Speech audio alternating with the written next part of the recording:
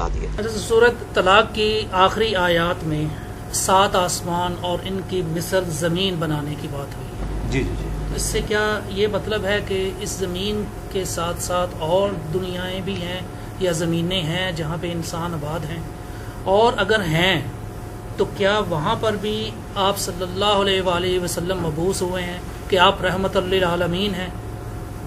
یہ بہت critical question آپ نے کیا ہے، اور یہ جو سورہ طلاق کی آخری آیات ہے نا، اس حوالے سے ایک حدیث ہے جس کی وجہ سے یہ ساری کنفیوژن پیدا ہوئی ہے، اور اس ٹاپک کو لوگ ہاتھ نہیں ڈالتے ہیں، اور جب وہ ڈالتے بھی ہیں نا تو وہ پھر ان کو کچھ سمجھ نہیں لگتی کہ اب ہم جواب کیا دیں پبلک کو، اس کی وجہ سے مصیبت کھڑی ہو جاتی ہے۔ اس پہ مودودی صاحب نے بھی بحث کی ہے، باقی لوگوں نے بھی، اور بہرحال میں آپ کو یہ بتاتا ہوں کہ یہ جو سورہ طلاق کی آخری آیات ہیں، یہ سیکنڈ لاسٹ سورت ہے نا، سورہ طلاق الطلاق پارہ نمبر 28 میں، اعوذ باللہ من الشیطان الرجیم، اللہ الذی خلق 7 سماوات ومن الارض مثلہن، اللہ ہے جس نے پیدا کیا ہے 7 آسمانوں کو، ومن الارض مثلہن، اور اسی طریقے سے اس کی مثل زمین بھی، اسی سے یعنی وہ لیا گیا ہے۔ بعض لوگ کہتے ہیں یہ ترجمہ ہے کہ جس طرح اللہ نے آسمانوں کو پیدا کیا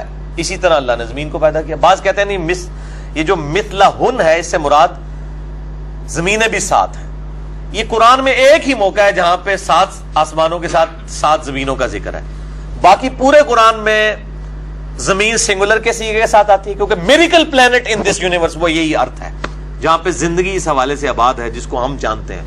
باقی جگہ بھی اللہ تعالیٰ کی مخلوقات آباد ہے، 7 آسمانوں میں آباد ہے، یعنی جس زندگی کو ہم جانتے ہیں جو واٹر کے اوپر ڈیپینڈنٹ ہے۔ تو یتنزل الامر بینہن، ان تمام میں اللہ تعالیٰ کے احکامات نازل ہوتے ہیں۔ لتعلموا ان اللہ علی کل شیء قدیر، یہ اس لیے کہ تاکہ تم جان لو کہ اللہ تعالیٰ ہر چیز پر قادر ہے۔ وان اللہ قد احاط بکل شیء علما، اور بے شک اللہ تعالیٰ نے ہر چیز کو اپنے علم سے گھیرا ہوا ہے، احاطہ کیا ہے۔ یہاں تک بات ہوتی ہے نا تو کنفیوژن نہ کریٹ ہوتی۔ اصل میں اس کانٹیکسٹ میں ایک حدیث ہے المستدرک للحاکم میں، کتاب التفسیر چیپٹر ہے، سورہ طلاق کی تفسیر میں المستدرک للحاکم کے اندر اسی کانٹیکسٹ میں ایک حدیث موجود ہے ابن عباس سے، ان کا قول ہے، حدیث موقوف۔ ابن عباس کہتے ہیں کہ جس طرح 7 آسمان ہیں اس طرح 7 زمینیں ہیں، یہاں تک تو بات ٹھیک ہے۔ اس کے آگے الفاظ ہیں کہ ہر زمین میں محمد ہے، ہر زمین میں ابراہیم ہے، ہر زمین میں نوح ہے، ہر زمین کا اپنا موسیٰ ہے، عیسیٰ ہے۔ اب تو 7 تو محمد ماننے پڑ جائیں گے صلی اللہ علیہ وآلہ وسلم۔ تو یہ روایت ہے بڑی خطرناک، لیکن یہ روایت منقطع ہے، اگرچہ امام حاکم نے اسے بخاری و مسلم کی شرط پہ صحیح کہا ہے، لیکن اس میں جو ابو الضحیٰ راوی ہیں تابعی جو ابن عباس سے یہ روایت کر رہا ہے، وہ روایت انقطاع ہے، اس کے ابن عباس سے سماعی ثابت نہیں ہے۔ لیکن اب یہ ہماری مین سٹریم کی کتاب میں آ گیا، چونکہ المستدرک للحاکم میں اور باقی کتابوں میں بھی آیا ہے، اور مفسرین نے اسی حدیث کو کوٹ بھی کیا ہے، اور کچھ بڑے محدثین نے اسے تعلیقاً بھی روایت کیا ہے۔ تو چونکہ یہ روایت ہی ثابت نہیں ہے، لہذا محمد ایک ہی ہے صلی اللہ علیہ وآلہ وسلم۔ باقی 7 زمینوں سے مراد اس زمین کے 7 طبقات بھی ہو سکتے ہیں، جیسا کہ صحیح بخاری کے اندر حدیث ہے کہ وہ ایک یعنی وعید سناتے ہوئے آپ صلی اللہ علیہ وآلہ وسلم نے فرمایا کہ 7 زمینوں میں اسے دھسا دیا جائے گا قیامت والے دن، ایک وعید کے کانٹیکسٹ میں، اس طرح کی چیزیں۔ وہ 7 زمین کے طبقات ہیں، لیکن لوگ کہتے ہیں کہ جی وہ مفسرین کہتے ہیں کہ وہ زمین کے 7 طبقات الگ ہیں، یہ 7 زمینیں الگ ہیں۔ اور 7 کا ایک ورڈ عموماً بھی مطلب 70 ہو گیا، 7 ہو گیا، یہ ورڈ عربی میں استعمال بھی ہوتا ہے۔ تو ہمیں کوئی نہیں، پلانٹس تو جناب بلینز کی تعداد میں، یعنی تقریباً 250 ارب گلیکسیز دریافت ہو چکی ہیں اس یونیورس میں، اور ہر گلیکسی میں 300 ارب سے زیادہ سورج ہیں، جن میں سے ایک سورج ہمارا ہی ہے ملکی وے میں۔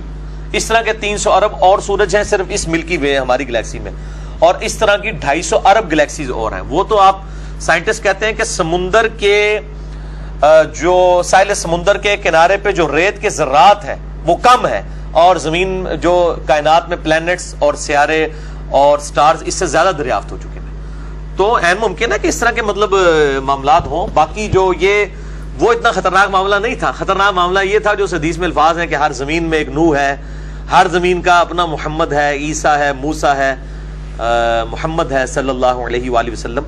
تو یہ ایسا نہیں ہے, محمد ایک ہی ہے الحمدللہ, اور وہ اسی روئے ارض پہ جو اللہ تعالیٰ کی کریشن کا کلائمیکس ہے.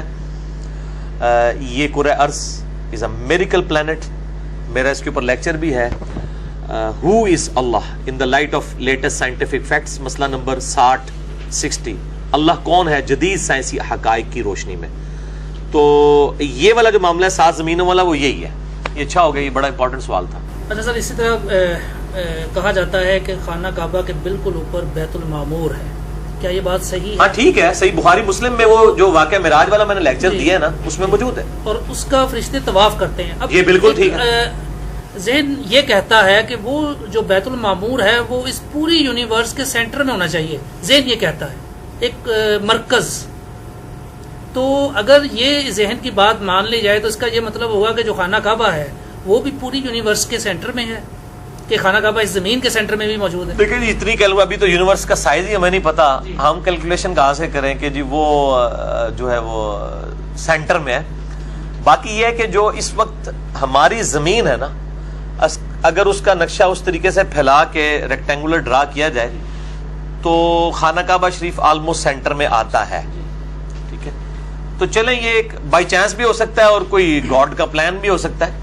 تو یہ ڈیٹیلز ہمیں نہیں بتائی گئی ہیں. بخاری مسلم میں جو واقعہ معراج سے متعلق احادیث ہیں جن میں آپ صلی اللہ علیہ وآلہ وسلم کا یعنی سدرۃ المنتہا تک جانا ہے, وہاں پہ بیت المعمور کا ذکر ہے کہ وہ فرشتے وہاں پہ طواف کرتے ہیں, وہ فرشتوں کا قبلہ ہے, اور جب فرشتے زمین پہ آتے ہیں پھر اس کا طواف کرتے ہیں اور ادھر وہ نماز ادا کرتے ہیں.